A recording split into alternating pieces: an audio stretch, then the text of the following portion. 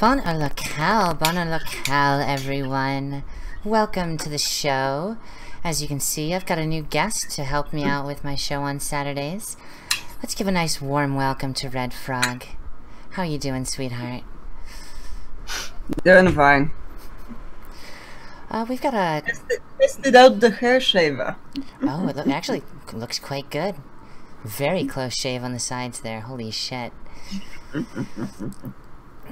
Way I like it. As for me, I have been cleaning up dog vomit and dog shit all day because Elty got sick, and I love her to death, but with the amount I've not been sleeping, oh god, was it fucking exhausting. Yeah, and that's never pleasant. That said, we've got a few stories to go through with you guys today, and I do hope you guys enjoy. I am at first going to have to disable the fucking preview because apparently my CPU is just maxed the fuck out right now, and I cannot do anything to fix that problem. The best I can do is disable the preview on OBS and hope that it maintains 30 FPS for everyone. If there's a bit of an audio delay, please let me know in the chat. That would be because the stream started a bit slow. I'm going to try and kill off anything else I can to free up some RAM, like fucking YouTube, for example, because that's where I was getting my OC Remix music. But, yeah, we've got, one story that I want to start off with today, just in my continuing explanation of the, what is, you know, rapidly going to be known as the War of the Memos, I suspect. Oh, god damn it. Fuck you. Okay, hold on. I'm fixing shit. Because I was going through trying to fix everything, I have suddenly lost a number of my links. And, I cannot figure out if that is something I needed or not. Well, if I missed something, I missed something. Oh, well. We are going to start the show today. I'm not actually going to read it for you, however, Donald Trump has released his response to the Democrats' FISA memo. Now, this is related to the quote-unquote Nunez memo that came out at the beginning of the week, and Jesus Christ, fucking frame loss. And since that memo was released, the Democrats have been desperate to get their side of the story heard. And unfortunately, when it went to the FBI... go ahead. No one wants to hear it, though. Yeah, when it went to the FBI and Department of Justice, the FBI and DOJ said, no, you're actually trying to leak classified information that violates national security. And what did we end up with? Well, what we ended up with was Donald Trump having to say no at the suggestion of the DOJ and FBI, and the Democrats turning around and saying, oh, you're a fucking hypocrite, which is completely not the case. In fact, I would argue that the Democrats are hypocrites, because just last week, when they were fighting over the chairman's memo, Chairman Nunez's memo, they said that the intelligence community was a separate authority, which it's not.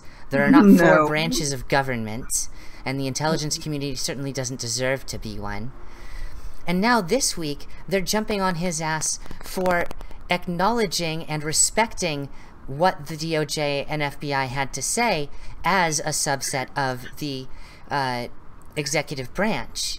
So the Democrats are doing everything in their power to just bounce back and forth and lie whenever fucking possible in order to make their argument heard. And unfortunately, no one actually wants to hear it, as Red said. I mean, we've heard enough pissing stories for the next 365 days. Yeah, no kidding. Although I do not suspect this will be the last of what we're hearing of any of this. When when this memo comes out, I will most certainly be reading it for y'all and giving my opinions on such. But odds are it should be out by Monday or Tuesday, in the same, or well, by next Friday in the very latest.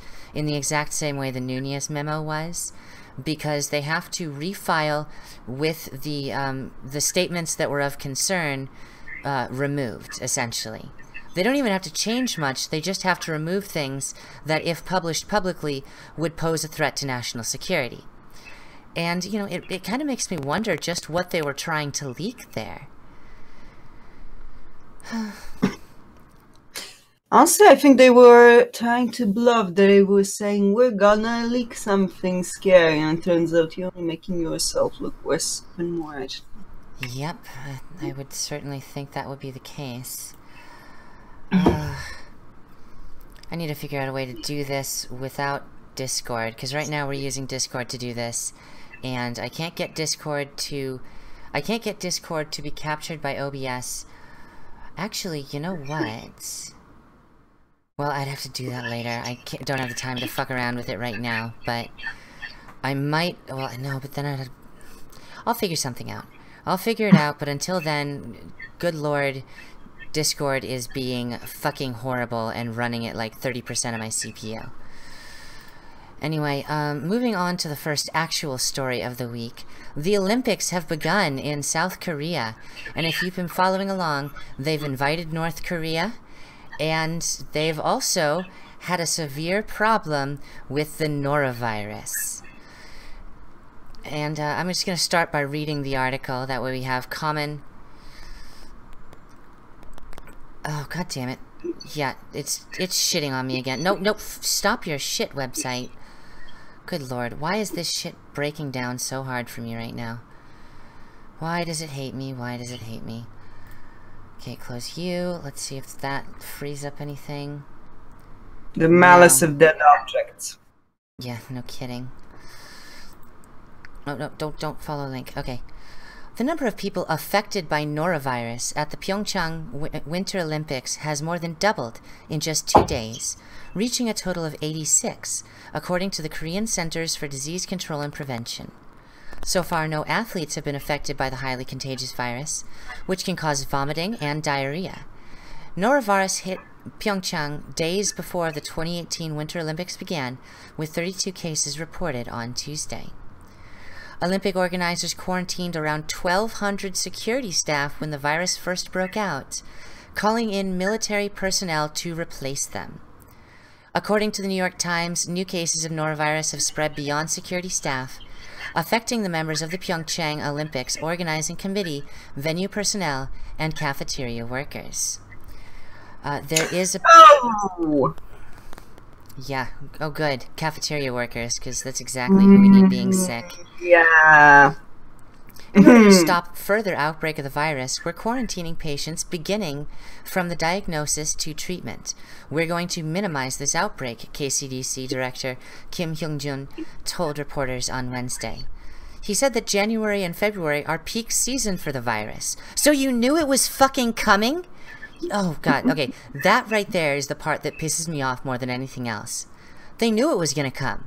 They fucking knew it was going to come, and they just ignored it, for all I can tell. They're saying there's a bit of an echo on your end. Can you turn your speakers down just a tiny bit? No? Yep, a little bit better. I mean, I might get a little bit of reverb, but it's okay. Okay. In order to prevent any kind of accident that will prevent athletes from competing well and enjoying the games, we are doing our best. Well, you should have done your best before that. You should have done your best and told people that norovirus is a big problem when it comes to Korea in January and February. Norovirus, which is also called the winter vomiting flu and is known to break out on cruise ships, usually spreads through contact with infected people or contaminated food, water, or surfaces. Oh god. Good lord. So it appears the South Korean Olympics got off with a bang. A vomitous bang. And the echo of farting out diarrhea in the toilet. Yeah, oh, good lord. Well, so I haven't actually watched the opening ceremonies yet. However, I don't really pay much attention to the Olympics. I haven't watched them either, that's the thing. I don't like sports. Yeah, I don't either. However, this is, you know, this was supposed to be this, you know, the Olympics, you know, when I was younger at least, dominated news cycles. And these, I kind of find it fascinating that these days you don't really get the same response to the Olympics that you did even 10 years ago. And honestly, I'm kind of fascinated by the fact that this is pretty momentous. South Korea hosting the Olympics, North Korea being invited to compete. Good Lord, do I feel bad for those competitors. I hope they saved that one potato a month. And they are being hit by every problem you could imagine. We're not actually going to read this story specifically, but the South Koreans are under attack for essentially assembling a giant flaming penis for their Olympic torch.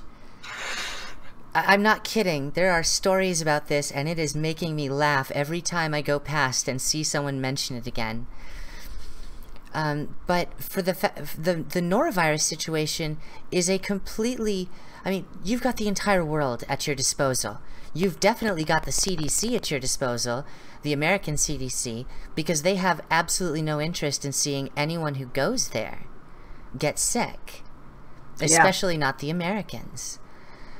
And at that point, all South Korea had to do was ask for help. They didn't have to ask the Americans. They could have asked Russia, any one of the EU nations, any first world nation to help with this problem, to help inoculate their security staff so that they didn't have to implement fucking martial law for the Olympics. Koreans, though. Yeah. Koreans. Pretty much. Now, this isn't the only thing that happened at the Olympics this week. During the opening ceremonies, there was actually quite a hilarious set of events. An intruder was captured after jumping down a giant icy ramp that made up the background of the opening ceremony stage, sliding down the stage and attempting to accost two of the performers before he was wrestled down by security. And of course, as we know, this isn't any normal security. This is the fucking South Korean military, and we're pulling fun. We're pulling South Korea's leg, but South Korea's military doesn't fuck around. They have to spend all day along the border with North Korea. Yeah. From the article, a Korean intruder was tackled by Olympic security and thrown out of the Pyeongchang Winter Olympics opening ceremony after attempting to accost two performers, organizers said on Friday. The unwanted guest made a daring entrance, sliding down a long, icy chute, forming the backdrop to a stage to reach the performers before being wrestled out by security officials. The invasion came just after the two Koreas had marched into the stadium behind the blue and white unification flag, possibly indicating the stunt was politically motivated. Police were investigating the incident, but they said no arrests had been made. It was a Korean spectator, and he was removed from the stadium as soon as he was taken off the stage, a spokeswoman for Games told the Agence France Presse. He is currently not in police custody, but the police are investigating the situation. As the two Koreas marched together in sub-zero temperatures, South Korea's president shared a historic handshake with Kim Jong-un's sister, as the games marked a thaw in the often frosty relations on the peninsula. However, just a block from the Olympics, a few dozen protesters raged against the presence of North Korean athletes and officials at the games, tearing up a North Korean flag as emotions ran high. South and North Korea last marched together at the 2006 Winter Olympics in Turin. They also made the symbolic gesture at the opening of the 2000 and 2004 Olympics in Sydney and Athens. Now, I'd love to hear your opinions on this matter, because we're literally looking at South... Okay, I'm going to add my 2 cents right quick, because South Korea has, for lack of a better word, been cucking to North Korea for the sake of unification for a good 3 or 4 months now. the new prime minister, as well as the former prime minister, whose names I'm not even going to try and remember or pronounce at the moment,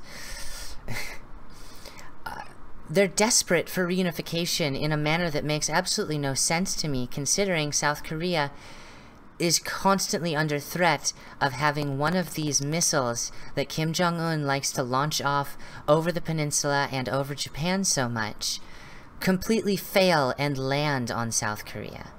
Not to mention the actual state of the country and the amount of famine there. Yeah. It would fucking kill South Korea to try to handle these people. It would be an economic nightmare, to say the very least. And while it may look good, you know, as a human interest story, I don't want to see them reunited unless, to put it bluntly, North Korea is turned into a paved parking lot. Well, that or something else, but basically put out of its misery. Yeah. And of course we are still losing fucking frames. Let me see if closing some more windows helps. No, of course not. I apologize if there's audio lag in the stream. I am going to have to figure something out to fix this for next time. Good God, my CPU is just plummeting. Now, I mean, there's also very good reason why South and North Korea stopped marching together, and why the last time they did it was shortly after the death, you know, shortly before the death of Kim Jong-il, excuse me. Kim Jong-il was literally making... One may hope, right? Yeah. Kim Jong-il was literally threatening them that if they didn't show some sort of goodwill towards the nation, that they would invade South Korea, as if that would be effective. But South Korea has always been sensitive to this issue because there are so many families that are divided by the Korean DMZ.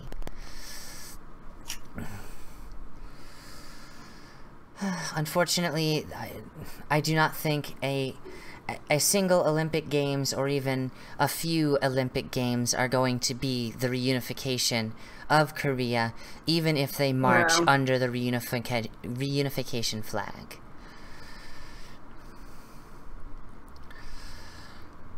You have anything to add? Honestly, I don't. And I don't see them reunifying ever. Yeah, I don't know. It seems extremely unlikely in all cases. If anything, I would think China is more interested in reunifying them than South Korea. Well, okay, most of South Korea, because the president of South Korea has more and more so been a very weak individual on the subject. A very placid and sacrificial individual. Absolutely. He's absolutely a pushover. And it's, simply put, bothersome. Because this is, you know, this is North Korea we're talking about. This is a country that has done nothing but threaten everyone around them while making horrific demands. North Korea is the fucking SJW of international politics. I want you to give me this. You owe me this. I have to get, you know, international support from every country in the world. And oh yeah, we're gonna nuke you. Okay. I'm sorry, why are we playing nice with this country?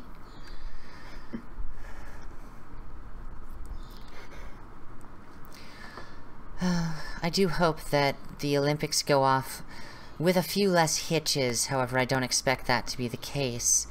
While there's not much coverage of the protests of the Olympics right now, they're actually pretty intense. South Koreans, if not the politicians, really don't want to reunify because they're just as aware as, well, you, me, and everyone else in the chat is, that there is no good option when it comes to reunification that will not drive South Korea into the same exact financial and, you know, economic and agricultural situation that North Korea is in, with the added bonus of anyone in power in South Korea losing their power to a fucking tyrant. A child tyrant at that.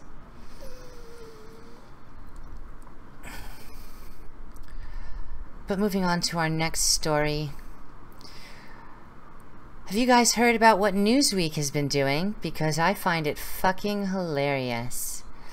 Yeah. So they're buying themselves clicks from India.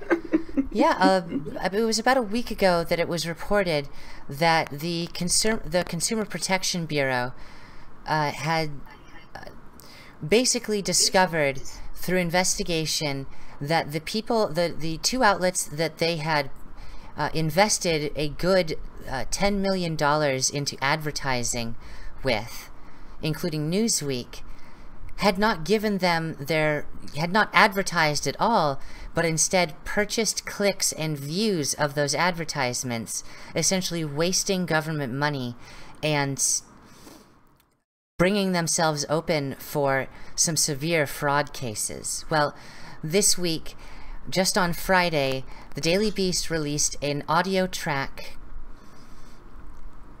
that one of the journalists had recorded in the editor's office as the editor was just shitting on the executives, shitting on the journalists, shitting on everyone imaginable. Now this doesn't actually come as a surprise to me. Newsweek, like CNN and the New York Times, is an outlet that the CIA manipulates regularly. And for them to act in corrupt ways does not come as a surprise. However, this story is hilarious, to say the least. And no one's gonna be sorry to see them go for it. No. During a private meeting with editors this week, a top Newsweek executive blamed his own journalists for the magazine's recent turmoil and refused to answer whether the company committed financial crimes. Hint, hint, they did.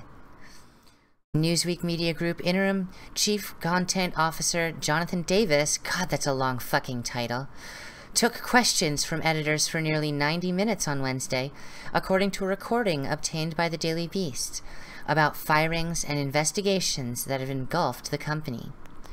Last month, the Manhattan District Attorney's Office raided Newsweek Media Group's headquarters in New York as part of an ongoing investigation into the company for potential financial crimes. On Monday, Newsweek Media Group fired editor-in-chief Bob Rowe, executive editor Ken Lee, and reporter Celeste Katz, who reported on the raid and recent allegations that the company engaged in traffic and advertising fraud. The raid led to the BuzzFeed article about fake clicks, which you orchestrated, breaking news editor Gersh Kunstman said. So you should be honest with everybody in this room. Are we running a money laundering operation? Are we evading taxes? You need to tell us that, because we can't work here if you're a liar. Davis declined to answer directly, citing the DA's probe. There's an investigation going on right now that's active, Davis said, and they're going to come up with their own conclusions. And when that comes out, you're going to know the answer. And though he would not say why Katz was fired, Davis and Rowe said that Rowe and Lee were let go after they rebuffed management calls for Newsweek to stop reporting on the company's finances. For those who don't understand what that last paragraph means, they were fired for being transparent about the crimes the company had committed. They were fired for being honest. Gee, that sounds like a great place to work, doesn't it? Good Lord. I mean, and here's the thing. They're not the only company that's in trouble here. Newsweek and a News Corp subsidiary are both recipients of the CFPB advertising contracts.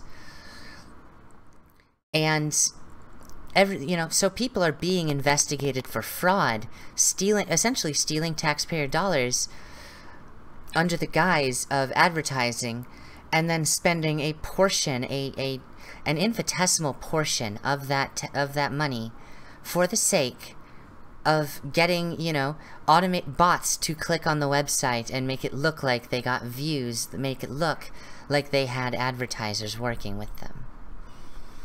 Or excuse me, they had viewers viewing the advertisements. You're very quiet tonight, Red. There's just not much input I can have on this. It's kind of like, yeah, we saw this all coming, didn't we? Yeah. In a way, it's like confirmation dump. Yeah. Well, I mean, I reported on the New York Times publishing an article about the companies that sell Twitter clicks and Twitter followers and the like. And then it came out just a day later that the New York Times themselves have about 50% bots following their accounts. That they themselves are guilty of a certain amount of advertising fraud. And, I mean, we're just seeing this more and more. The mainstream media is shooting itself in the foot as it tries to say, oh, they got caught, but I didn't, and then they get caught. Not to mention, it's kind of like, in a way, you're trying really hard to hide. No one's hiding you anymore. Yeah, pretty much. And, I mean, that's a big portion of the story that I don't think anyone seems to want to address. No one's reading them. Carrying on with the story, a spokesperson declined to comment, saying the company does not comment on internal communications or personnel matters. Davis, one of the co-founders of the company that bought Newsweek in 2013, acknowledged that he had been absent from the company for 18 months, and that he did not want to be there on Wednesday.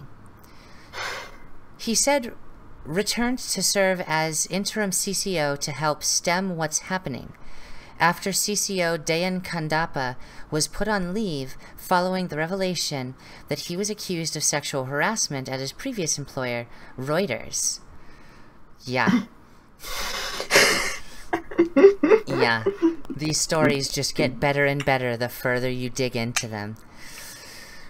Throughout the meeting, Davis claimed Newsweek's reporting on the raid and other internal business matters ruined a business deal abroad that would have changed the course of our business. What, were they going to get an even better price on bots to click on their website? Seriously, I would love to know what this international business deal that they had, you know, in the works that got blown up by, of all things, honesty was, because as far as I can tell, they're all remarkably corrupt.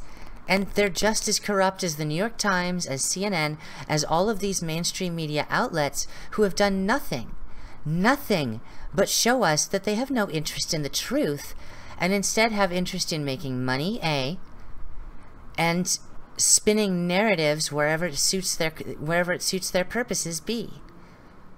It drives me up the fucking wall, and that's the reason that I do these shows entirely, because I'm so tired of the New York Times having all the power. I'm so tired of CNN having all the fucking airtime. These companies are owned by the CIA. Look it up for yourself. $600 million a year from the CIA to CNN for them to have officers, operatives, excuse me, in the offices of CNN and to go over everything they say. These people have editorial rights. Spies have editorial rights to everything that CNN says. And America likes to shit on RT, but I'll tell you this, RT does not have the Kremlin all the way up their ass so far that they can taste toenails. RT tends to have pretty much journalistic liberty at all turns. They may RT would also wish to get government money. Oh God, yeah. They I looked into their finances and they do not get much. Yeah, go ahead. Go on, I just have to go for RT gets a pittance from the government. While 49% of their funds do come from DOMA agreements, that amounts to like 32 million rubles a year. Go ahead and do the math. That's Yeah. nothing. This company runs off, that RT runs off like $2 million a year equivalently. And most of that is from direct investors, not the Duma or the Kremlin. Meanwhile, CNN is a multi-billion-dollar operation, of which $600 million comes directly from the CIA, so the CIA can manipulate them. And that's what we know about. We don't know how much the New York Times gets to have CIA operatives in their office running editorialization for them. I have a feeling if this keeps going, we'll soon find out. Yeah, I certainly hope so, because that would be a story I would love to tell. I'm going to, I've got a few stories that you might have a little more commentary on to move into. The rest of this story literally just goes into details about the interim CCO and his work to fight against the nightmare that Newsweek has become for him after an 18-month vacation, as it were. And as such, there's not really anything that needs to be known, and it's honestly just repeating the same story. Just because journalists were trying to be honest about what was going on within the company, they're being fired. They're being harassed by the the executives are being harassed by the editors. And of course, these are executives. These are the people who not only get the biggest checks, but also invest the most out of their own pockets to maintain the company. News corporations are, well, incestuous when it comes to finances. You have to put money in, even if it's the money that you got out of the company, to keep it afloat. That's one of the main reasons that old guard media is on a slow, cold death that we're seeing, and alt media is so free and successful because it costs me all of nothing to do this. I pay my rent. Yeah. That helps go towards the internet bill, and I can sit here and talk to y'all. The fact that I've got Red with me, just all the better. But, leaving the I'm a bit boring tonight, though. No, you've had a long day. We both have, honestly. I'm just really good at rambling on about the news. Moving on to, France. I'm just going to dive right into this story because I suspect you're actually going to have something to say about this one, sweetheart. The radical Islamic scholar that Hillary Clinton let back into the U.S. after a lengthy ban over terrorist ties is in jail on rape charges. God, that's a great opening sentence to a story, isn't it? All the triggered feminists right now. This week, a judge in France denied bail for Clinton's pal, Tariq Ramadan, the grandson of Muslim Brotherhood founder and Hamas funder Hassan al-Banna. Ramadan, a professor at Oxford University, was arrested in Paris last week and charged with raping 2 Muslim women. Both women were raped in France, according to the European News Report, and I have that report right here. Come on, load up. I'm sorry everything's going so slow tonight. I mean, that's the funny thing. He was 10 years banned from the US and Hillary let him in. Of course she did. 'Cause she loves the, she loves Hamas. She loves the Muslim Brotherhood. She wants to be on that side of the war she wanted to start if she had become president. I mean, it really is that simple. She has been involved with, well, let's take, you know, what I think is her biggest crime while in office, Benghazi. In Benghazi, and this is all things, you know, anyone can go look up at this point, she was essentially sending people to their death while supporting the CIA in running operations to move weapons and drugs from Libya to Syria, essentially creating the Syrian war that America and Russia had to solve in the last year. Her rat lines destroyed any semblance of safety anywhere between Libya and Syria, and the only places that have any sort of protection at that point is, well, Israel, Because it's fucking Israel. But back to the story. A respected Swiss newspaper, Tribune de Genève, has also reported that Ramadan seduced and had sexual relations with teenage girls at a Geneva school where he once taught. The women say Ramadan told them they were special before having sex with them in the back of his car. Oh my god. Oh my fucking god. You're special. Now get in the back of my fucking Honda Civic. Oh wait, no, this is Europe. Get in the back of my Fiat. That's even more uncomfortable. And far more offensive.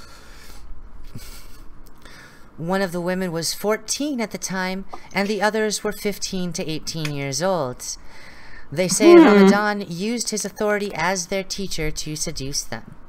Oxford University placed Ramadan on leave of absence after the rape allegation surfaced. Sorry. Oh, I really hope they really prosecute that kiddie rapey shit, too. I do as well. Because they were fucking underage at that point. Yeah, EU law 16. And I'm pretty sure it's actually higher in Switzerland, because Switzerland is very good at saying, okay, yeah, we'll take this part of the EU, but you can fuck off with that part. We'll be okay with this, but we're still going to have... we'll be in the Schengen area, but we're still going to have guards on our borders. So I would not be surprised if there are charges being drafted up for when he is released from French prison. Professor Ramadan's teaching, supervising, and examining duties will be reassigned, and he will not be present at the university or college, reads a statement by Oxford in early November. The university has consistently acknowledged the gravity of the allegations against Professor Ramadan, while emphasizing the importance of fairness and the principles of justice and due process. As Barack Obama's Secretary of State, Clinton, a self-proclaimed women's rights activist, her Hillary for America policy included confronting violence against women and has a section on sexual assault, went to bat for Ramadan. Because, yeah, you know, that okay, honestly, it doesn't come as much as That's so feminist, yeah. Yeah, that is very feminist. Defend the rapists, the people who rape young women. I mean... I did a story earlier this week about a German feminist activist who worked with a human rights NGO who has decided she's moving to fucking Poland to get away from all of the immigrants because the immigrants are out of fucking control. And she had a reality moment. And she's being basically condemned by feminist groups. They hate her for coming out and saying what she has observed. They're essentially, you know, they're calling her a stupid German whore now. Which is, I mean, utterly depressing that this is what the world comes to. The story, by the way, is regarding... Good comment about Ramadan. I hope he gets a special friend in prison. Good job. Very nice. Good one. Good one. Clinton signed, as a part of Obama administration effort to pursue a better relationship with Muslim communities, Clinton signed special orders to allow the re-entry of 2 radical Islamic academics whose terrorist ties had for years banned them from the United States. One of them was Ramadan. As the nation's chief foreign affairs advisor, Clinton exercised her exemption authority to allow Ramadan and South African sociologist Adam Habib, a critic of U.S. foreign policy in the Middle East, back into the country. State Department had repeatedly denied their visa, claiming the men present a national security threat. They also present a threat to anyone who does not want to be raped. Ramadan, one of the European Muslims' world's most prominent scholars, was the better known of the two. He openly supports the Palestinian terrorist group Hamas, has worked for Iran, and donates money to terrorist causes. His grandfather founded the Muslim Brotherhood, an influential Islamist group that advocates terrorism against Israel and the West, and is known as the parent organization of Hamas and Al-Qaeda. A few months before Clinton approved his U.S. visa, a Dutch university fired Ramadan over his extremism and his work on the Islamic Republic of Iran. Thank you, Netherlands. You Dutch bastards are making yourselves... I'm liking you guys more and more as the days go by. Don't, you know, I mean, yes, I did that video basically making fun of your intelligence services, but I make fun of everyone's intelligence services. Everyone's spies are fucking laughable. Yeah, pretty much. The move capped the beloved... I'm sorry? The entire year is a joke on that topic as well. Yeah. The move capped the Muslim professor's assessment that London subway bombers were justified. Oh, that makes me sick to my stomach. London subway bombers were justified in acting out against their oppressors because the British government is helping Iraqi people to be killed. I'm sorry, how many British soldiers are in Iraq right now? I'll tell you, 20,000. That's a fucking pittance. If they've got a problem, they should go to Russia and try this shit. Where they will get caught, strung up, and that's the nice ones. That's the ones who aren't going to turn a fucking pine tree into a dildo from their ass to their brain. Forgive me. No, actually, no. Come on, try it. People had. Some of you guys had. A well-known French author who has studied Ramadan extensively said the scholar is undoubtedly an agent of radicalization. Clinton's special waiver allowed Ramadan to visit 4 American cities after being banned for... Okay, he was banned for 6 years, not 10, my apologies. He arrived in New York for a tour that included New Jersey, Chicago, Detroit, and Washington.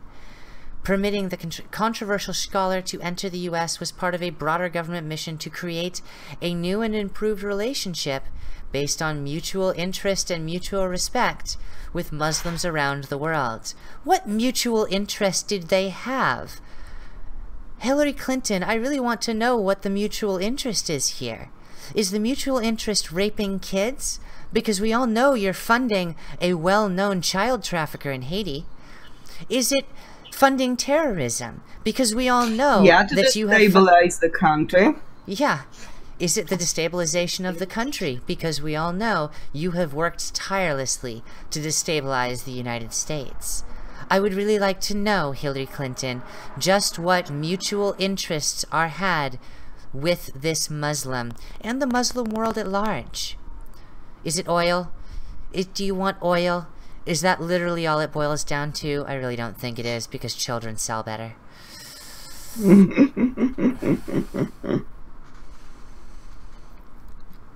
Thankfully, we have been rolling at a proper 30 FPS for the last while, so hopefully there's not an audio desync going on. But I want to take a moment and actually discuss this with you, Red, because this is not the first time that we have seen people operating to support the Muslim Brotherhood in the United States and acting like it's, you know, no big thing.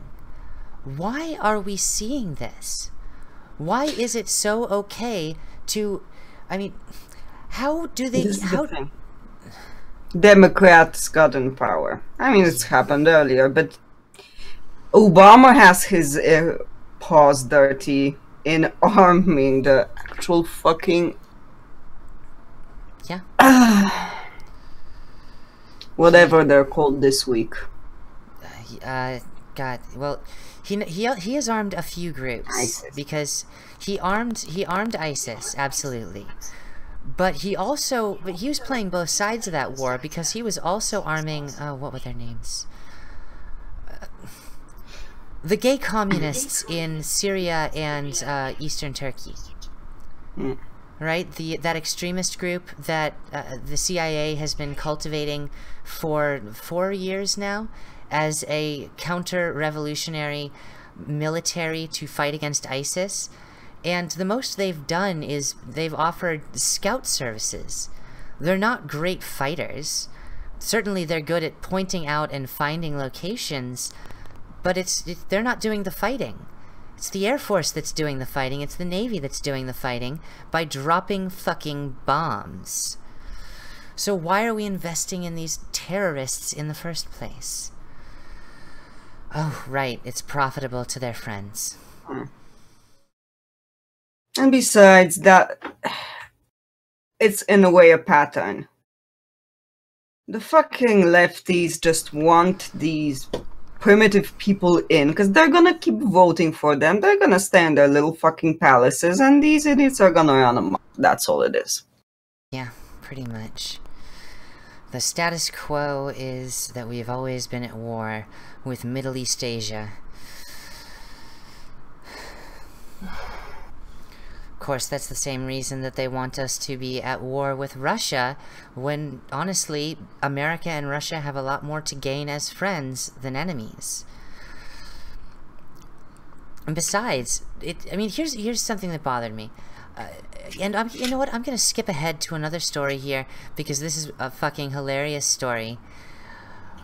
Americans deal with Russian spies all the fucking time. In fact, it was released just today that American spies gave $100,000 to a Russian who wanted to sell material on Trump. Now, I'm guessing they got punked by some teenager when you actually read into that story. Oh, they got punked. They got fucking punked. But here's the thing. I mean, here we live in an age where Donald Trump is being actively and repeatedly condemned for possibly having Russian contacts. And we're using evidence by Christopher Steele, who got all of his information from Russian contacts. We're using information from CrowdStrike and Fusion GPS, who do most of their work with Russian spies and contacts. I mean, the relationship between the US and Russia, despite what anyone says, has never been better. It's just not what anyone would have wanted 20 years ago. Suddenly, yes, Kaho, I am a Russian bot, I'm aware. That's why this show is called Red and Sev, Red and Sev Possible Collusion.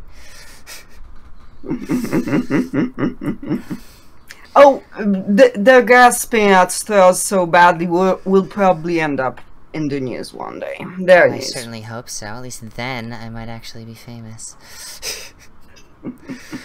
After months of secret negotiations, a shadowy Russian bilked American spies out of $100,000 last year, promising to deliver stolen National Security Agency cyber weapons in a deal that he insisted would also include compromising material on President Trump, according to American and European intelligence officials. The cash, delivered in a suitcase to a Berlin hotel room in September, was intended as the first installment of a $1 million payout, according to American officials, the Russian and communications reviewed by the New York Times. The theft of the secret hacking tools has been devastating to the NSA, and the agency was struggling to get a full inventory of just what was missing. Several American intelligence officials said that they made clear they did not want the Trump material from the Russian bullshit who was suspected of having murky ties to Russian intelligence and Eastern European cyber criminals. He claimed the information would link the president and his associates to Russia. But instead of providing the hacking tools, the Russian produced unverified and possibly fabricated information involving Mr. Trump and others, including bank records, emails, and purported Russian intelligence data. I think we found Christopher Steele's contact. The United States intelligence officials said they cut off the deal before we eventually find out all that stuff got pulled out of someone's ass on 8chan originally. Oh, well, I can assure you, a lot of the shit that exists about Trump was a troll by 4chan and 8chan. Yeah. I know. That's why I'm saying in before, old. The United States intelligence officials said they cut off the deal because they were wary of being entangled in a Russian operation to create discord inside the American government. Again, then how did you end up with $100,000 in a briefcase in a hotel room in Berlin? I mean, good God, there are movies about this shit, you idiots. There are so many movies about this exact situation, and you walk into it like, good Lord, Central Ignorance Agency at its best. Oh my God.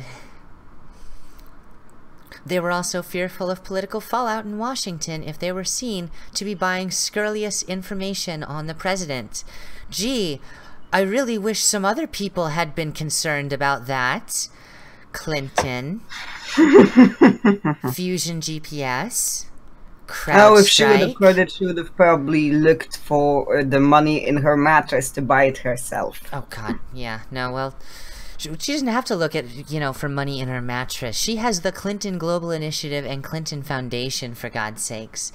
She has everyone's money already, and she can send it wherever she wants without oversight, like to, again, a very questionable individual who kidnaps children in Haiti and sells them to wealthy Saudi, Chinese, and Indian officials.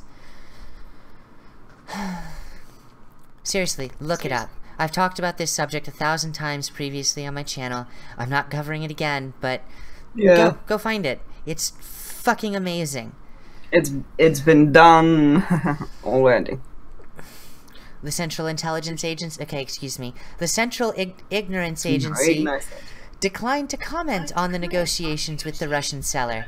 You'll note that at no point in any of this do they make any note of the Russian seller having any connection to intelligence agencies in Russia or Europe, that this man has no connections to any cyber hackers in Europe or Russia. No, he's just a Russian salesman. And honestly, the more I read this article, the more I think, oh my God, he had to be like 22 years old and just completely screwed over the entire CIA in one fell swoop. Yeah, they got punked by a prankster. The NSA, which produced the bulk of the hacking tools that the Americans sought to recover, said only that all NSA employees have a lifetime obligation to protect classified information. And I will say this for the NSA. The NSA may hold a literal treasure trove of every conversation, every text, every email that has ever been sent, which really makes you wonder how the Department of Justice or the FBI can ever lose text messages. But they also have someone in charge who is a genuine American patriot. If you don't know about Admiral Mike Rogers, please watch the video I produced about him, because this man literally bypassed the DOJ, the FBI, and went straight to the FISA courts to say, look, we fucked up. We did something horribly illegally. Clinton Global, Celtic Runesinger asked, didn't the Clinton Global Initiative shut down for lack of funds? It was just absorbed by the Clinton Foundation. Exactly. It didn't actually shut down. All of the operations that were under Clinton's Global Initiative were subsumed by the Clinton Foundation, including but not limited to the AIDS operations in the Oceania, the relief efforts in Haiti and other locations. It was just moved from one Clinton hand to another. The negotiations in Europe last year were described by Americans and European intelligence officials, who spoke on the condition of anonymity. Yeah, I'm pretty sure that's the only way you would ever get any stories, New York Times. I haven't seen a fucking source in a New York Times article in more than 2 years. The toddler who was at the scene of the crime would not speak without the condition of anonymity. I mean, seriously, that's all we ever see.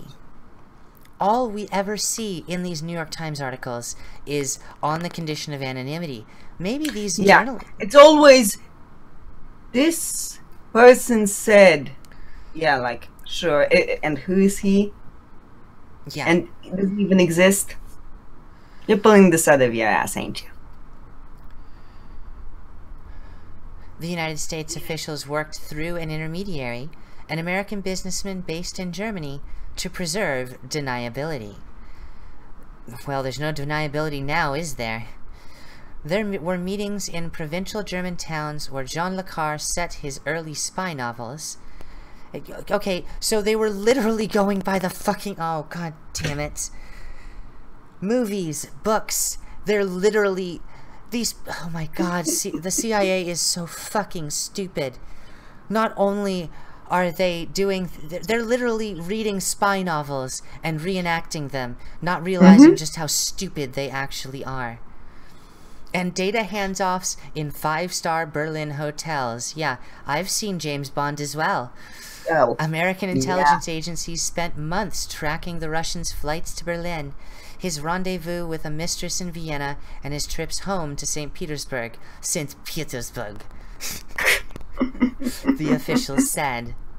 The NSA even used its official Twitter account nearly a dozen times to send coded messages to the Russian. The episode ended earlier... Oh, okay, yeah. I'm gonna... Okay, seriously, NSA, step it the fuck up. You have better communications channels than this. Oh, but someone would actually have to look at them then, right? Yes, someone would actually have to do some fucking work. The episode ended earlier this year with American spies chasing the Russian out of Western Europe, warning him not to return if he valued his freedom. Oh, so the guy's still free. So he got away with $100,000 of American cash, and he's not even going to get punished for it. He just has to not return to Germany. Ooh, scary. Oh my god, this is so pathetic. And this is why I am constantly mocking intelligence agencies. Because they're not intelligent whatsoever. We've reached a point in which the CIA is literally taking its cues from Jean Le Carre books, from James Bond movies, and not realizing that everyone else in the world is laughing at them. This is fucking pathetic, CIA. Absolutely fucking pathetic. The alleged Trump material was left with the American who had secured it in Europe. Gee, I wonder what happened with that. Perhaps it made its way into a certain dossier, even though we knew it was untrue. The Russian claimed to have access to a staggering collection of secrets that included everything from computer code for the cyber weapons stolen from the NSA and CIA to what he said was a video of Mr. Trump consorting with prostitutes in a Moscow... Oh my god, it literally is.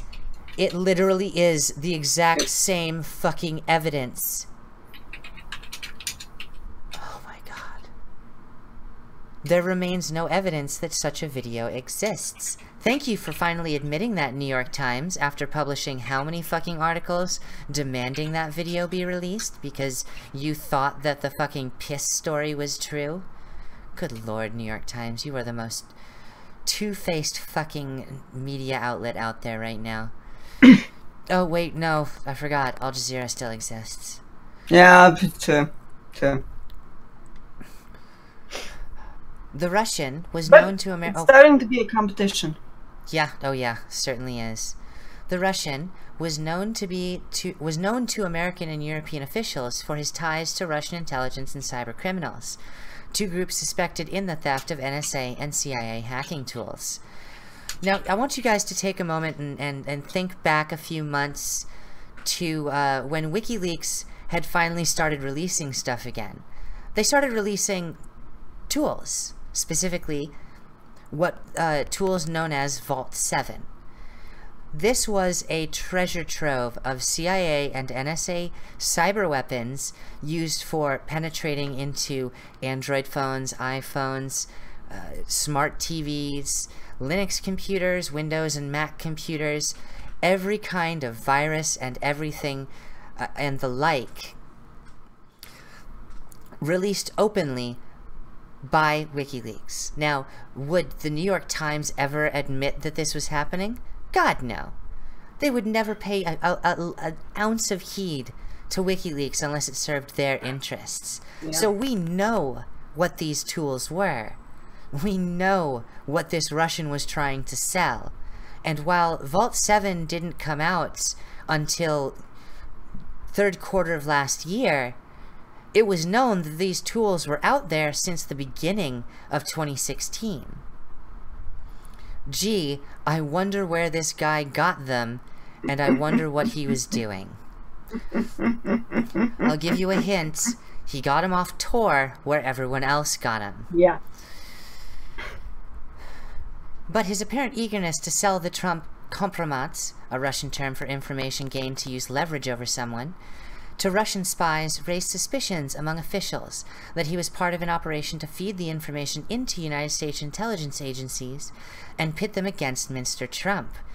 You know, this story, I really wish New York Times would, you know, actually read their stories sometimes, because here they're literally admitting that this whole situation was bullshit. That it was all a bunch of lies. At this point, even if they did, that it's gonna be like, they're not gonna get it. They won't notice.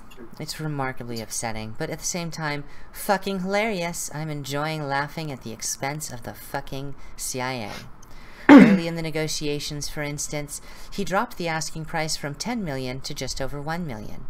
Then, a few months later, he showed the American businessman a 15-second clip of a video showing a man in a room talking to two women. No audio could be heard in the video, and there was no way to verify if the man was Mr. Trump, as the Russian claimed. But the choice of venue for showing the clip heightened American suspicions of a Russian operation. The viewing took place at the Russian embassy in Berlin, the businessman said. Okay, I want to rewind this for a second. American spies are contacting Russians and having, you know, rendezvous in Berlin and Vienna and other locations, trying to obtain A, the stolen NSA cyber weapons, and B, dirt on Trump. And I don't give a fuck what this article says. They wanted that dirt. Good comment. Paladin of the lily pad. Yeah, apparently our prankster read the art of the deal. Oh, yes, he did. Oh, man. Well said, Paladin of the lily pad. Well said. But look at this. All this time, we've been hearing about Russians trying to interfere with the American elections, Russian collusion, and the fact of the matter is, it's our intelligence agencies that are going out to contact Russians. Not only the CIA and the FBI and the NSA, but also CrowdStrike, Fusion GPS, former MI6 agents. If I was a Russian spy, I'll tell you what I would do if Americans were jumping at the opportunity to talk to me, were looking to talk to me. No, this is literally the equivalent. It's kind of like, okay, I'll sell you something. Yeah. A lot of money. Oh, that's something? Here's that bag with an apple that's been in my refrigerator for like 2 years. Enjoy the mold. Bye-bye. You wanted something from me? Yeah, I gave it to you. Goodbye. I know where Jimmy Hoffa Never is see you buried. again. I'm Pay retiring me and I'll now. tell you something. Then you pay him. He's up your ass and you run off with the money. At the same time, there were questions about the, Oh, yeah, I didn't bring that up because I wanted to do a video on that on Monday, Gypsy Guerra. But yeah, oh my god. The whole Adam Schiff story deserves its own video. Oh my god. At the same time, there were questions about the Russians' reliability. Gee, I wonder why. He was fucking trolling you. He had a history of money laundering and a laughably thin legitimate cover business. a nearly bankrupt company that sold portable grills for street-side sausage salesmen, according to British incorporation papers. Well, he certainly gave them a sausage. Oh my god. I'm telling you, this is source A. This is source A through source G from the Trump dossier as released by BuzzFeed and Christopher Steele. This is literally the guy that they were all talking to, thinking, oh, we got something on Trump, we're gonna win the election. No, you didn't. You got fucking had. You got had by a gopnik who knew exactly how desperate you were.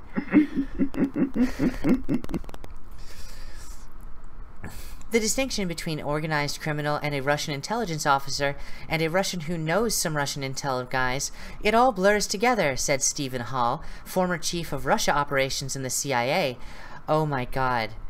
Oh my god, he was the chief of Russia operations, and he himself is saying, oh my god, can we buy me a plane ticket to Poland? I want out of this country. If the premier intelligence agency in the country can't tell the difference between an organized criminal, a Russian intelligence officer, and someone who knows a Russian intelligence operative. And tries to pull a girl salesman under the brand. Yeah. Oh my god. I mean, okay. For reference, with the portable grill salesman in Romania, that's something you say to make fun of someone. It's kind of like calling someone a door-to-door vacuum salesman in the United States. Yeah. It's a joke. And the fact that he actually had paperwork saying that he was a street-side sausage grill salesman, that should have set off so many red flags. But no, the one thing this story will not do anything about is telling you exactly how it is. Our CIA is so incompetent that they actually bought... I bet they bought a grill from this guy. I bet he sold them a grill. He probably did.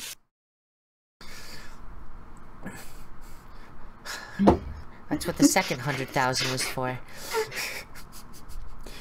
This is the difficulty of trying to understand how Russia and Russians operate from the Western viewpoint. Oh my god! I will tell you this right now. I will tell you how Russians operate. They operate like Americans, except not fucking retarded. Demonetized. But that's beside the point. I mean, Russians, they're people. Alright? If there's a country in the world that the Americans could connect with at all, it's Russia. Because we both have communities of, basically, large communities of working class individuals who don't give a fuck about the federal level and just want to be sure that they can pay their rent and eat some food that they actually like, to make sure that their kids get to go to school and have a love for, and this is something me and Red talk about a lot and we could probably spend hours going on about. Yeah, the homeland, the motherland. Homeland, motherland, the flag. We don't put our investment into some great god. No, we recognize that we are shaped by the land beneath our feet, that it is our mother. It both feeds us and punishes us for fucking up. And while the elite rich motherfuckers in America might think that they have a better idea of what America is, I'll tell you this right now. America and Russia are two sides of the same coin. And what's his name? Styx Hexenhammer. He recently did a video talking about how afraid he was that we were approaching a Cold War, or we are in a de facto Cold War with Russia. We're not in a de facto Cold War. If anything, the Democrats are in a de facto Cold War with Russia. And the Kremlin, and the Kremlin goes, look, sort that shit out. and then we'll do some more business, because business is good. Yeah. Because and they, I mean, if you look at the political situation right at the end of Obama's presidency, him and the Democrats were trying to do everything to create that scenario to even start a war if they could. And I was just like, I'm going to totally ignore you for the next few months, because then you're out. Yep, pretty much. Anyway, this story continues on talking about how stupid the American intelligence agencies are, and how they have no evidence that this Russian was a spy, and, well, I'm just laughing my ass off at our intelligence community right now, because we have been exposed as complete fucking imbeciles when it comes to And do you know this. What people behind this will respond with eventually? They're just gonna ban hot dogs from their cafeteria. Yep. Speaking of cafeteria, I hope no one's eating the hot dogs in South Korea. You might get the norovirus. But moving on to, I guess what's going to be our last story for the day, before me and Red just shoot the shit for a while. Now this is something that I know has upset a number of people in the audience already. Specifically, my beloved Swedish audience. Sweden appoints Pakistani Muslim head of National Heritage Board, and that marks the end of Sweden's national heritage. Kaisar Mahmud, a Muslim born in Pakistan, is the new head of the Swedish National Heritage Board. This is an extremely anomalous appointment, since he readily admits that he has not read anything about Sweden's cultural heritage. But this job is not really about preserving and protecting Sweden's cultural heritage and historical sites at all, is it? Kaisar Mahmud, who once rode his motorcycle around Sweden in an apparently failed attempt to discover what being Swedish consisted of, is using his position as head of the Swedish National Heritage Board not to highlight and celebrate that heritage, but to downplay Sweden's cultural heritage and history, and to create a false narrative that will help compel Swedes to accept mass Muslim immigration.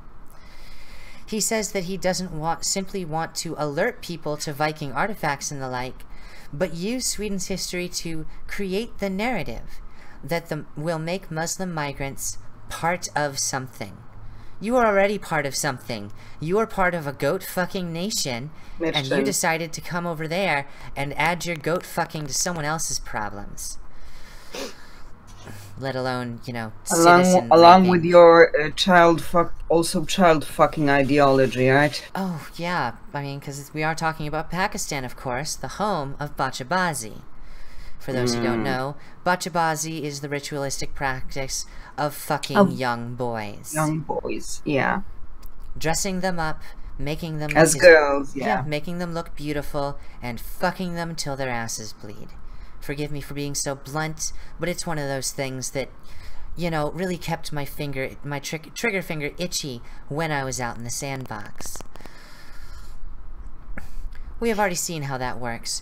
Remember the fake news story about the Viking burial cloth bearing the word Allah? Last October, a Swedish researcher gained international headlines by claiming that burial costumes from Viking graves dating back to the 9th and 10th centuries had been found and inscribed with the name Allah. The intent of this was obvious: to convince Swedes that Islam had always been part of Sweden, all the way back to the days of the Vikings.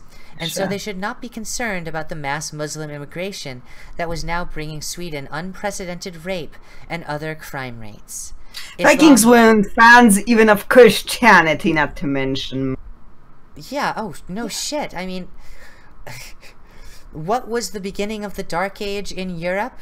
Vikings coming over and saying, well, you guys don't defend your churches and you put a lot of wealth in them. We're just gonna raid your shores. Fuck everything up. Fuck everything up. Pillage the women and rape the fucking churches. And then get back on our boats and go to the next spot because you're not defending it. And we'll come back when you have something again. Islam has always been part of Sweden. Stop oppressing mass Muslim migration. The Viking burial cloths didn't really feature the name Allah at all, as Stephanie Mulder, an associate professor of medieval Islamic art and archaeology at the University of Texas at Austin, proved shortly thereafter. But by then, the damage had been done. The idea had entered, however dimly, that the popular conscious. Vikings were really Muslims. Islam is Swedish. Sweden was Islamic before it was Christian. The Muslim migrants are Swedes. Good Lord. The Allah Viking burial cloth propaganda offense was one manifestation of what Kaisar Mahmud and others like him are doing. There is no Muslim history in Sweden, but Kaisar Mahmud is working to change the very idea of cultural heritage and fabricate fictions about a historical Muslim presence in Sweden in order to advance his political and sociological agenda.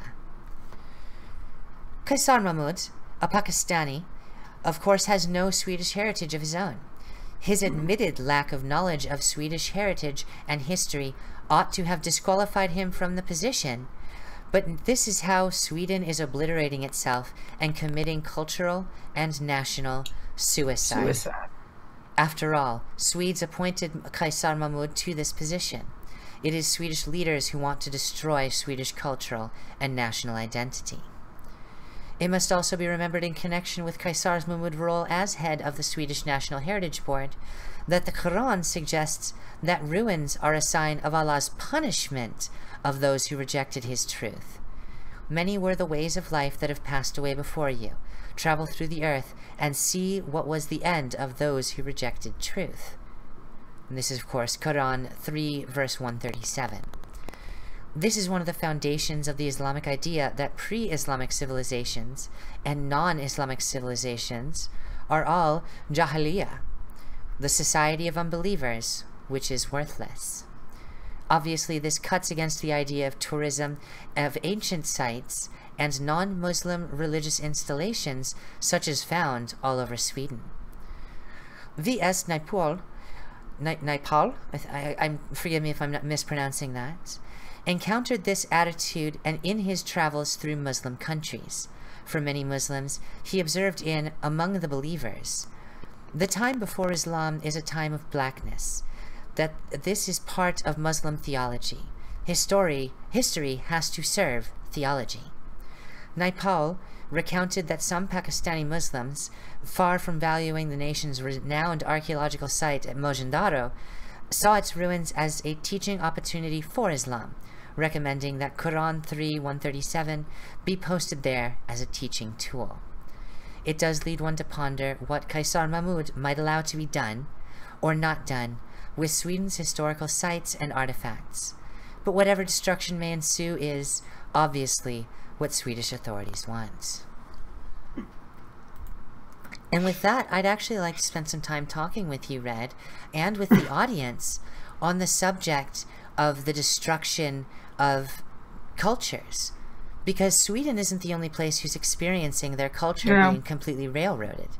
As was made apparent in the Polish interview, what was the magazine's name? Doreski?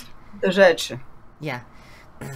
Rebecca Sommer, a devout feminist from Germany, wants to move to Poland to get away from these migrants and has clearly stated German culture will die. It's being erased. But it's not... A lot of it is happening also in Britain, I mean. Yeah, well, Britain... Robert Robinson did not pop out of anywhere. Yeah, oh, exactly. Out of nowhere.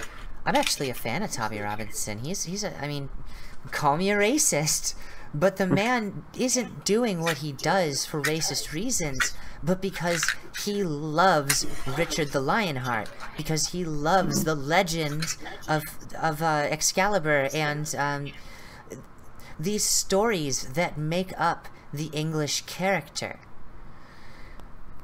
And likewise... Now we had the visit of a scholar that explained how to get a mosque built secretly. Out of nowhere. When he said, when he made a typo and said Norwa, and I thought that that was like a joke on kurva offhand, and I was giggling about that to myself. Yeah, I mean, yeah, Norway is finding itself in a position where they're either going to have to become more nationalistic or start losing their national heritage. Sweden has already begun to lose their national heritage. Finland is fighting the fucking good fight with a, forgive me for saying, a beautiful populist woman who's only, you know, who has no political experience, but she was a teacher, and she began running for prime minister this year, or, well, towards the end of last year. And she is working towards, you know, she's going to do for Finland what Marine Le Pen did for France, and that is show that there is a populist, nationalist segment of the country that doesn't want to be overrun by immigrants, that doesn't want to see their history and their past destroyed. I mean, the Finnish actually paid a bloody price to preserve that, so they might still remember. Oh, absolutely. They're not the only ones, though.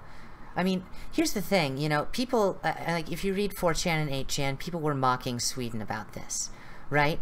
But until, I'll say about 2005, 2006, Sweden had a brave and courageous heritage.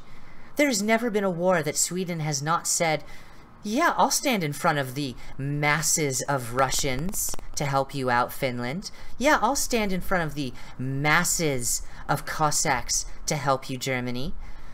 The Swedish militaries have always been powerful and brave.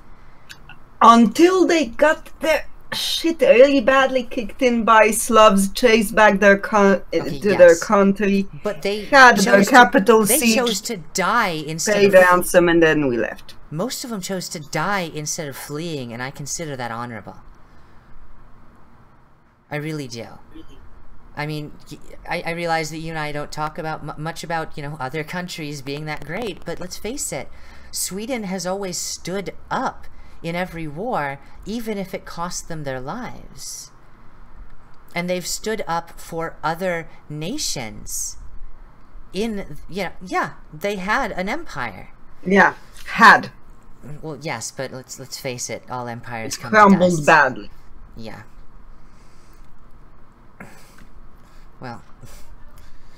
Well, okay, I can only think of 2 empires that haven't crumbled badly at this point, and we live in them. Or at least we praise our patriotism with them. Because the United States, as much as everyone thinks it might, you know, disintegrate, it's not going to. Because we are a diverse set of people. We are United States, and even when we are at war with each other, we are United States. Same can be said for Russia.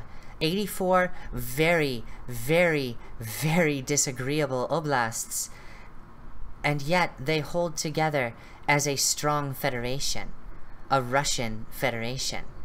They might bicker over every goddamn thing, but you know what? At the end of the day, we're Russians. Exactly, and at the end of the day, we're Americans, and that's what fucking counts. And that's why these 2 empires have been able to evolve with their growth. And yes, it might seem like the exact kind of thing that a feminist or an Antifa member would hate to hear, that these places are empires, that they're empirical, but they're not empirical in the classical sense. These are not classical empires. These are unifications of states and oblasts of people who accept their differences and use that as a ground on which to debate the most important subjects. I mean, this is why the Russian Duma is such a, well, nearly, I mean, okay, the Russian Duma puts the English Parliament to fucking shame when it comes to throwing insults, for example. But they come to agreements that work for most Russian people, that work for the oblast that is making the statement especially.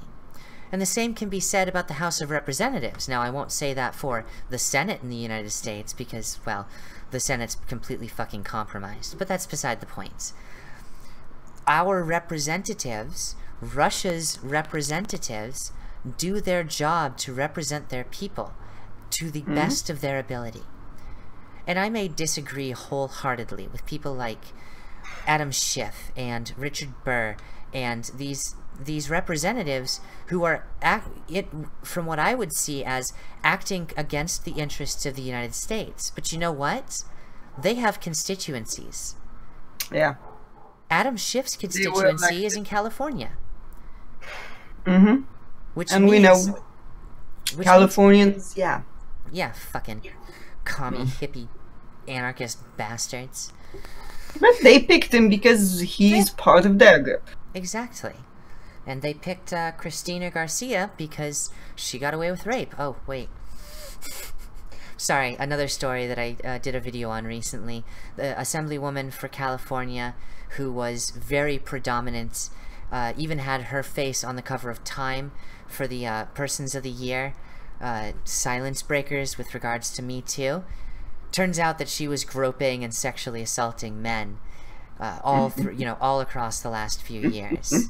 And more men are coming out saying, yeah, if this woman gets a drink in her, she is out of fucking control, and she grabs him by the penis. I'm gonna keep saying that phrase, by the way. I want to see it become a hashtag. I mean, if grab him by the pussy is gonna be a hashtag, I want to see grab him by the penis be a hashtag. Is my mic breaking up for you, Red? Actually, it's not, but is it? On my end, I see the green flickering in and out, and I can't tell. It's okay here. Okay. But yeah, I mean, this is one of those places that I really think Sweden can learn from Russia, can learn from the United States. It's alright to disagree. In fact, it's preferable to have that kind of disagreement. As long as it leads to a debate and a solution that is reasonable. Precisely. You can't just stand there and say, oh, you're a Nazi because you fly a Swedish flag, for example. No, these people have to be willing to have a conversation. And until they're willing to have a conversation, the problem... Okay, so the problem is Muslims. But the problem, more so, is these people who have no interest in actually having the conversation.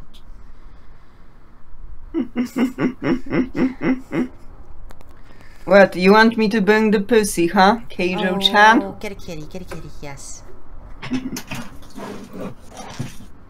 I will get an LT. By the way, thank you to my moderators who are allowing all the messages to come through. I recognize that YouTube is a fucking cuck and doesn't like having me get what I want with open messaging. No matter how hard I try, it seems they want to block shit. But thank you to my my wrenches. Now let's get some LT in here. Come on, baby. LT has been sick, but she got a nice bath today. Oh, poor brown dog. Come here. Come here. Yeah. Hello. Meet Nero. Hello, Nero. Hello. Meow. He's squinting his eyes so tight you can't even see him. He just woke up recently because he was sleeping. Oh, you want cuddle? You want cuddle? You're still tired. Did I wake you up? I figured I would have been waking you up with all the fucking ranting I'm doing. You know what? Honestly, if Norsemen had characters like him, they'd be good off, because he's actually part Norwegian forest cat. Oh, that reminds me. I would love to see a fight between Odin and Allah. No, but you know what? He's an actual fighter. He protects his stuff, he protects the other kitty, and he turns into a fucking panther, even though now he seems nice. Because that's the thing, he's nice until he's not. He's a wonderful kitten. And I'm glad to have him as part of the show, just to add with... Oh, I know. I get that a lot. She does look like a Fraggle. Or she does look like the dog from the Fraggles. She's very much a Jim Henson Muppet dog. LT is my little angel, and she's been sick, but she came to show off a little bit at least. And now she's gonna go pass back out. And with that, I think we're going to start bringing the show to a close. Unless you have anything to add. Honestly, no. It's kind of been just a week of confirmation things like seen that coming in a way. I'm very glad that we have this confirmation. Because, well, let's face it, it's been a long time coming. But that said, you all are wonderful, and I hope that this this time slot works better for my European audience, because I love you guys to death. And with that, I'm going to say thank you to Kaho-chan, thank you to the Great Indoors 1979, thank you to Neo says, support the show, help the channel grow. And also for cats. Cats are cute. Look, cute cats. Thank you to Akias Keith, Arakeen Green Moon, Kevin Burke Tula, Vladiro, Paladin of the Lily Pad. I know there's more names I can find in here. Gypsy Guerra, and of course you, Red Frog, for being here. Vanilla Minaduki, thank you. It's been a while since I've seen you, and I'm so glad you're back. Thank you to all the silent majority that's out there just listening. You all are great. You all are wonderful. Always be proud of who you are and where you come from. And never be afraid to have the debates that need to be had, even if someone thinks you're a monster. Talking is better than being quiet. Being quiet only turns into a rotting cesspool inside you. It eats you up from the inside out. We love you too, guys. Love you. Bye.